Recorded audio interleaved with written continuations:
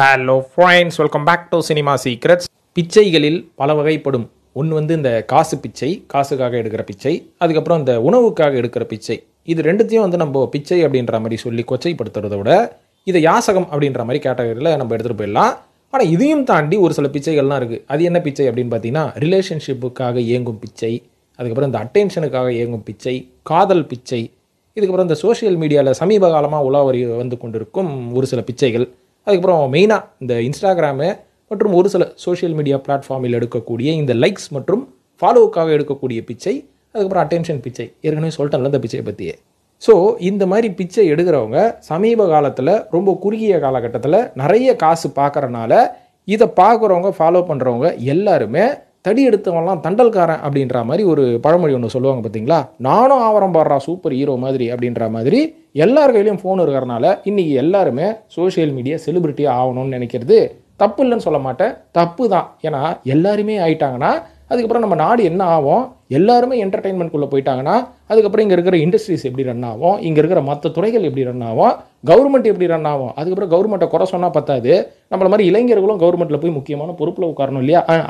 அரசியலில் நம்ம எங்கே போகிறோம்? கோடி கோடியாக காசு வச்சிருக்கிறோம், ஊரில் இருக்கிற மொல்ல மாதிரித்தனம் பண்ணுறவனும் தான் அரசியலில் போகிறான். அதுக்கு காரணம் நம்மளும் கூட தான். ஏன்னா நம்ம இந்த மாதிரி என்டர்டெயின்மெண்ட்டில் போய் காசு சம்பாதிக்கலாம் அப்படின்ற மாதிரி நம்மளோட மைண்ட் செட்டு சமீப காலமாக மாறினால அந்த பக்கம் நம்மளோட நாட்டமே போலப்பா. ஸோ இது வந்து இப்போ இந்த டாப்பிக்கு தேவையா அப்படின்னு கேட்டிங்கன்னா 100% தேவை அப்படின்றனால தான் சொல்கிறேன். இப்போ விஷயத்துக்கு வர நண்பர்களே, அதாவது என்ன மேட்டர்னு பார்த்தீங்கன்னா, சமீப காலத்தில் இந்த சோஷியல் மீடியா இன்ஃப்ளூயன்சர்ஸு தான் காசு சம்பாதிக்கணும் அப்படின்றதுக்காக என்னென்னமோ ப்ராடக்ட்ஸை ப்ரமோட் பண்ணுறாங்க, மூவி ரிவ்யூ பண்ணுறாங்க, அதுக்கப்புறம் நிறைய ப்ராடக்ட்ஸை ரிவ்யூ பண்ணுறதுனால ஏகப்பட்ட பேர் அந்த ப்ராடக்ட்ஸுக்கு அடிக்ட் ஆகி வாங்கிட்டு இருக்காங்க அப்படின்றது நம்மளுக்கு வெளில இருந்து பார்த்தா தெரியாது.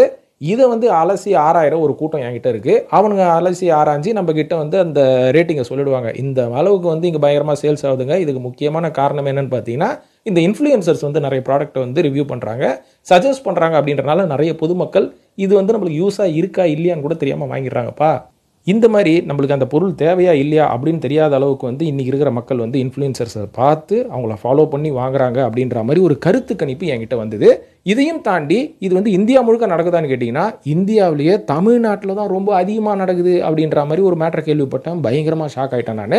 ஏன்னா தமிழ்நாட்டை தாண்டி நம்ம பக்கத்தில் இருக்கிற கேரளா, கர்நாடகா மற்றும் தெலுங்கானா, ஆந்திரா இந்த ஸ்டேட்லலாம் கூட தமிழ்நாட்டோட கம்பேர் பண்ணால் இந்த இன்ஃப்ளூயன்சர்ஸோட ஆதிக்கம் ரொம்ப ரொம்ப கம்மியாக, தமிழ்நாட்டில் தான் பயங்கர அதிகமாகப்பா. இந்த அளவுக்கு மிகப்பெரிய இன்ஃப்ளூயன்ஸை வச்சு சமீப காலத்தில் சினிமாவை சார்ந்த ஒரு சில நடிகர்களே சோஷியல் மீடியாவை பயங்கரமாக யூஸ் பண்ணுறாங்க அப்படின்ற மாதிரி சொல்லலாம். அதாவது உங்களை மாதிரி என்ன மாதிரி பொதுமக்கள் சோஷியல் மீடியாவில் வந்து நம்ம காசு பார்க்குறத விட இவங்கெல்லாம் டக்குன்னு சோஷியல் மீடியாவில் வந்தால் வித்தின் அ வீக்கு இவங்களுக்கு வந்து லட்சக்கணக்கில் ஃபாலோவர்ஸ் வந்துடுறாங்க. ஸோ இதுதான் வந்து நிதர்சனமான உண்மை.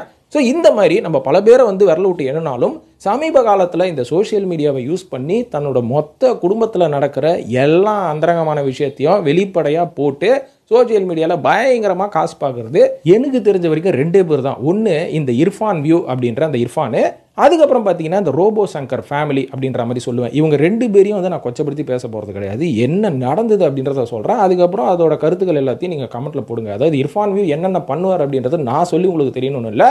அவரோட குழந்தையோட ஜெண்டர் முத கொண்டு அவர் ரிவீல் பண்ணுவார். அதுக்கப்புறம் குழந்தையோட பர்த்டே, அவரோட கல்யாணம், அவரோட வீடு கட்டி வாங்கிறதுக்கான செங்கல் கடை, இது மாதிரி எல்லாத்தையும் இவர் வந்து ஹோட்டல் ரிவ்யூஸ் பண்ணுறதையும் தாண்டி தன்னைத்தானே ப்ரமோட் பண்ணுறதுக்கு தான் சோஷியல் மீடியாவை வலுவாக யூஸ் பண்ணிட்டு இருக்காரு அப்படின்ற மாதிரி சொல்லலாம். ஸோ இவர் ஒரு பக்கம் இருக்கட்டும், இந்த ரோபோ சங்கர் ஃபேமிலிக்கு வருவோம். இதுதான டாப்பிக்கு. அதாவது ரோபோ சங்கர் ஃபேமிலியை பொறுத்த வரைக்கும் பார்த்தீங்கன்னா, அவங்க ஆரம்பத்தில் ரோபோ சங்கர் ரொம்ப கஷ்டப்பட்டு ஒரு நடிகராக வந்து அதுக்கப்புறம் பல நடிகர்கள் கூட அவர் ஜாயின் பண்ணி ஃப்ரெண்ட் ஆகி படங்கள் நடித்து அவர் சம்பாதிக்கிறத தாண்டி அவரோட பொண்ணு இருக்காங்க பார்த்தீங்களா, இந்திரஜா, அவங்க ஒரே ஒரு படம் தான் நடித்தாங்க. அது என்ன படம்? இந்த பிகில் படம். ஸோ இந்த பிகில் படத்தில் இவங்க நடித்ததுக்கு அப்புறமா இவங்க இந்த அளவுக்கு ஃபேமஸ் ஆனதுக்கு முக்கியமான காரணமே இந்த சோஷியல் மீடியா வந்து இந்த கொரோனாக்கு அப்புறம் பயங்கர வேறு லெவலில் போயிடுச்சு. நெட்டை அன்லிமிட்டடாக கொடுத்தாச்சு, என்ன வேணாலும் அந்த ஃபோனை வச்சு பண்ணலாம்ப்பா அப்படின்ற அளவுக்கு இன்றைக்கி சொசைட்டியே மாறி போச்சு. இந்த ஒரு விஷயத்தை நல்லா புரிஞ்சுக்கிட்டவங்க இப்போ என்ன பண்ணுறாங்கன்னு பார்த்தீங்கன்னா, இவங்களுக்குன்னு ஒரு பிஆர் டீம் இருக்குங்க. யாருமே சும்மா வீட்டில் ஃபோன் இருக்குது, என்னை எடுத்து நான் போட்டால் எனக்கு வியூஸ் கிடைக்கும் அப்படின்ற மாதிரிலாம் இன்றைக்கி சோஷியல் மீடியா இயங்குறதே கிடையாது. அப்படின்னு பார்த்தா இன்றைக்கி உலகத்தில் இருக்கிற அத்தனை பேரும் போட்டு எல்லாருமே ஃபேமஸ் ஆகிடுவாங்க. இங்கே வந்து ஒரு பிஆர் டீம் ஒன்று ஒர்க் பண்ணுது. இந்த பிஆர் டீமில் குறைஞ்சபட்சம் ஒரு 5 பேர்லேருந்து 6 பேர் இருக்காங்கன்னு வைங்களேன். நீங்கள் எந்த வீடியோ கர்மத்தை போட்டாலுமே கூட அந்த வீடியோவை எல்லாருக்கிட்டையும் கொண்டு போய் சேர்க்கறதுக்கான யுக்தி அவங்களுக்கு மட்டும்தான் தெரியும். உதாரணத்துக்கு சமீபத்தில் நான் ஃபோனை நோண்டும் போது ஷாருக் கான் என்ன சென்ட் யூஸ் பண்ணுறாரு தெரியுமா அப்படின்ற மாதிரி நான் ஒரு ஆடை ஒன்றத்தை பார்த்தேங்க. இந்த ஆடை பார்க்கும்போது ஆரம்பத்தில் அவன் என்ன சென்ட் போட்டால் எனக்கு என்னையா, குளிச்சாலே போதையா எங்களுக்குலாம் அப்படின்ற மாதிரி நான் ஒரு 2 தடவை அதை அவாய்ட் பண்ணிட்டேன். அதுக்கப்புறம் தொடர்ந்து ஒரு வாரமாக பார்த்தீங்கன்னா நான் எப்பெல்லாம் ஃபோனை நோண்டுறனோ, குறிப்பாக நான் எப்பெல்லாம் யூடியூபோ இல்லை இன்ஸ்டாகிராமோ போகிறனோ, இந்த ஆடு திரும்ப திரும்ப திரும்ப வந்து ஒரு வழியாக அந்த ஆடை நான் ஓப்பனே பண்ணிட்டேன்னு வைங்களேன். ஸோ எப்படி என்கிட்ட தொடர்ந்து வருது? நான் சென்ட்டை பற்றி, அதுவும் பெர்ஃப்யூமை பற்றி நான் எந்த ஆன்லைன் மீடியாலையும் நான் வந்து பார்க்குறதும் கிடையாது, எந்த ஒரு ஆன்லைன் ஷாப்பிங்கில் நான் வாங்கினதும் கிடையாது. ஆனால் எனக்கு எப்படி சஜஷனில் வருது அப்படின்றது எனக்கே தெரியல. இருந்தாலும் கடைசியில் என்னையும் ஓப்பன் பண்ண வச்சுட்டாங்க பார்த்தீங்களா.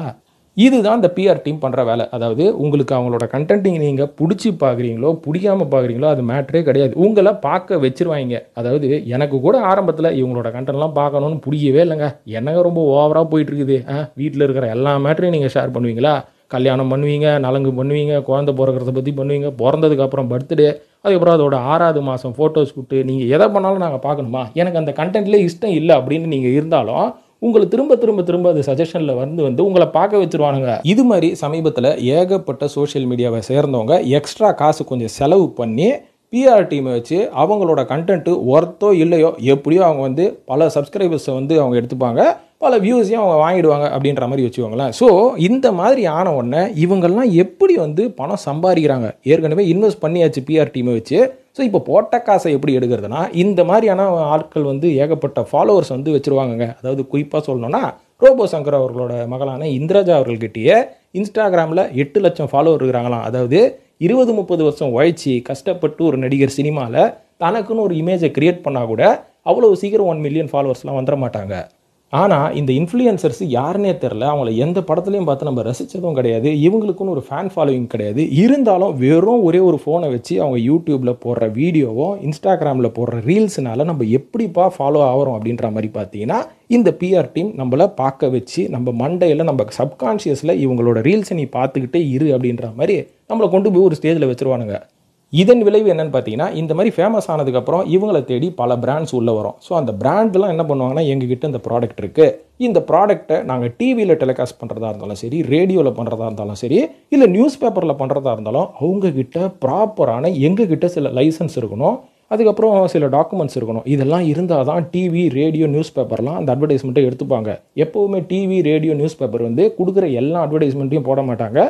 அவங்களுக்குன்னு சில நார்ம்ஸ் இருக்குது. ஸோ அதை எடுத்து தான் போடுவாங்க. ஸோ அந்த மாதிரி நம்மளால் போக முடியாது. இன்ஸ்டாகிராம்லேயும் யூடியூப்லேயும் தான் அந்த மாதிரி எந்த கண்டிஷனும் இல்லை இல்லையா. அதனால் நம்மளோட பிராண்டு நல்ல பிராண்டோ கெட்ட பிராண்டோ லைசன்ஸ் இருக்கோ இல்லையோ நம்ம என்ன பண்ணுவோம், இந்த இன்ஃப்ளூயன்சர்ஸ் கிட்ட கொஞ்சம் காசு கொடுத்தா அவனுக்கு எந்த கர்மத்தையும் கூட அவனுக்கு ப்ரமோட் பண்ணுறானுங்க இல்லையா. அதனால் காசு கொடுத்தா இவனுக்கு என்ன வேணாலும் பண்ணுவானுங்கன்னு இந்த மாதிரி இன்ஃப்ளூயன்சர்ஸை வச்சு அந்த ப்ராடக்ட் நல்லா இருக்கோ இல்லையோ அந்த இன்ஃப்ளூயன்சர்ஸ் பேசியே ஆகணும், பேச தான் செய்வானுங்க. ஏன்னா அவனுங்களே அதை சொந்தமாக யூஸ் பண்ணியிருக்க மாட்டானுங்க. இருந்தாலும் இவங்க காசு கொடுத்துட்டானுங்க, ப்ராடக்ட்டை ஃப்ரீயாக கொடுத்துட்டானுங்கன்னு சூப்பராக இருக்குதுன்னு சொல்லி உங்களோட மண்டையை கழுவி விட்டுருவானுங்க. இந்த மாதிரி சமீபத்தில் இந்திரஜா அவர்கள் அவங்களோட இன்ஸ்டாகிராம் பேஜில் என்னென்னமோ பிராண்ட்ஸ் எல்லாம் வந்து அவங்க ப்ரமோட் பண்ணியிருந்தாலுமே கூட அது எல்லாமே வெளில சர்ச்சைக்கு உள்ளாகலை.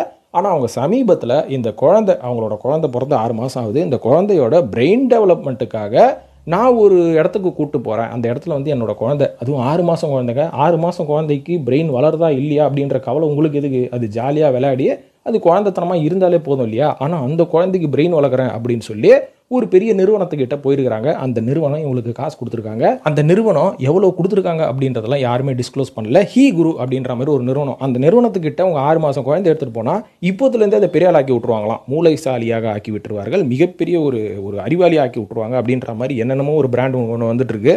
ஸோ இதை பார்த்து இன்னும் 10 பேர் ஆரம்பிச்சிருவானுங்க. நம்மள மாதிரி மிடில் கிளாஸ் ஆளுங்களும் இந்த கார்பரேட்டில் வேலை செய்கிறவங்களும் அடுத்தடுத்து என் பையன் வேறு லெவலில் போகணும்னு சொல்லிட்டு போய் அங்கே கொண்டு போய் கொட்டி விட்ருவானுங்க. ஏன்னா இவங்களால தான் வந்து பார்த்தீங்கன்னா இந்த குளோபல் ஸ்கூல், இன்டர்நேஷனல் ஸ்கூல் அப்படின்ற மாதிரி ஏகப்பட்ட ஸ்கூல் இங்கே வாழ்ந்து கொண்டு இருக்கிறது. அடுத்தது இதுவும் தான் பைஜூஸ் மாதிரி வரும் அப்படின்ற மாதிரி வச்சுக்கோங்களேன். ஸோ இந்த மாதிரி ப்ரமோட் பண்ணனால தான் இதுக்கு பின்னாடி என்ன இருக்குது அப்படின்னு ஒரு சில பேர் கமெண்ட்டில் கழுவி ஊற்றுனதுக்கப்புறம் இவங்களே பயந்துட்டாங்க, இந்த அளவுக்கு இவங்களுக்கு பேட் ரெஸ்பான்ஸ் வரும் அப்படின்னு சொல்லி. இதனால் இவங்க பண்ண இந்த மாதிரியான ஒரு இல்லீகல்னு சொல்ல முடியாது, இந்த மாதிரி ப்ராடக்டோட நாலேஜே இல்லாமல் காசு கொடுத்தாங்கன்னு இவங்க செஞ்ச ப்ரமோஷன்னால் இது பல சர்ச்சைக்கு உள்ளாகி இப்போ இதனால கவர்மெண்ட்டே இதில் தலையிட்டு இந்த ப்ராசஸ் சரியானதா அப்படின்ற மாதிரி கொஞ்ச நாளில் வந்து அவங்க கொஞ்சம் அனலைஸ் பண்ணுவாங்க அப்படின்ற மாதிரி சொல்லப்படுது. அப்படி அனலைஸ் பண்ணி இவங்க பண்ணது தப்புனா இவங்க உள்ளே போகிறதுக்கு கூட நிறைய வாய்ப்புகள் இருக்குது அப்படின்ற மாதிரியும் சொல்லப்படுது. இது மட்டும் இல்லைங்க, இவங்க சமீபத்தில் திருமணம் பண்ணாங்க அப்படின்ற மாதிரி சோஷியல் மீடியாவில் நலங்குலேருந்து திருமணம் வரைக்கும் ஒரு வாரம் வச்சு செஞ்சாங்க பார்த்தீங்களா, பார்க்குறவனே காண்டாயிட்டான். ஆனால் அதை கூட நயன்தாரா மாதிரி இவங்களோட கண்டென்ட்டை கொண்டு போய் ஏதோ ஒரு யூடியூப் சேனல் கிட்ட வித்துட்டாங்களாம்ப்பா. ஸோ இது எல்லாமே பார்த்தீங்கன்னா காசுக்காக நீங்கள் வளர்ந்துருக்கிறீங்க. நீங்கள் வந்து ஒரு குழந்தை பருவத்தை தாண்டி வந்துட்டு நீங்கள் ஒரு வேலை பார்த்துட்டு அதுக்கப்புறம் தான் நீங்கள் காசுக்காக இதெல்லாம் பண்ணுறீங்கன்றதெல்லாம் ஓகே. ஆனால் பிறந்த 6 மாதம் குழந்தைக்கு என்னையா தெரியும், அதை வச்சு நீங்கள் ப்ரமோட் பண்ணுறீங்க பார்த்தீங்களா, இந்த பிரெயின் டியூன் பண்ணுறேன், ஈகரோவில் கொண்டு போய் விடுறேன் அப்படின்ற மாதிரி. இதுதான் இருக்கிறதுலேயே கொடுமை. ஸோ இந்த அளவுக்கு வந்து இவங்களை விட்டு வச்சா நாளைக்கு நம்ம சொசைட்டி என்ன ஆகும்னு யோசிச்சு பாருங்கள். ஏன்னா இப்போ தான் சமீபத்தில் இந்த இர்ஃபான்றவர் இந்த ஜெண்டர் ரிவ்யூ பண்ணுறேன், அப்புறம் குழந்தையோட பர்த்டே கொண்டாடுறேன் அப்படி இப்படின்னு உலகத்தில் இல்லாத வேலைகளெல்லாம் பார்த்து நம்ம இந்தியாவோட கலாச்சாரத்தையே கெடுக்கிற அளவுக்கு சில விஷயங்களை அவர் பார்த்துக்கிட்டு இருக்காரு அப்படின்றது நம்மளுக்கு நல்லா தெரியும். அவரை தொடர்ந்து இப்போ இவங்களும் இந்த வேலையை பார்த்துட்டு இருக்காங்க அப்படின்றது தான் தற்போதைய தகவலே நண்பர்களே. இருந்தாலும் இந்திரஜா அவர்களுக்கு இந்த அளவுக்கு சப்போர்ட் எதனால் வருது அப்படின்ற மாதிரி நான் ஒரு சில பேர்கிட்ட கேட்டதுக்கு என்ன சொல்கிறாங்க, அதாவது இந்திரஜா அவர்கள் ஒரு பிகில் படத்துலன்னு வச்சுக்கோங்களேன், இவங்க வந்து கொஞ்சம் குண்டாக இருக்காங்க, கருப்பாக இருக்காங்க அப்படின்ற மாதிரி இவங்க நிறைய பேர் வந்து ஹியூமிலியேட் பண்ணுறாங்க. இருந்தாலும் அவங்களுக்கு முன்னாடி நான் வாழ்ந்து காமிக்கிறேன் பாரு அப்படின்ற மாதிரி வாழ்ந்து காமிச்சு அதனால தான் இந்த வீடியோலாம் போடுறேன் அப்படின்ற மாதிரி இவங்க ஒரு சைட் ப்ரமோட் பண்ணிட்டு இருந்தாங்க. உண்மை என்ன அப்படின்னு பார்த்தீங்கன்னா, இன்றைக்கி இந்தியாவை தாண்டி உலகத்தில் நீங்கள் எந்த பக்கம் போனாலும் பெரும்பாலான மக்கள் நீங்கள் குண்டாக இருக்கீங்களா, ஒல்லியாக இருக்கீங்களா, கருப்பாக இருக்கீங்களா, வெள்ளையாக இருக்கீங்களா அப்படின்ற மாதிரி பார்த்து பழகவே மாட்டாங்க.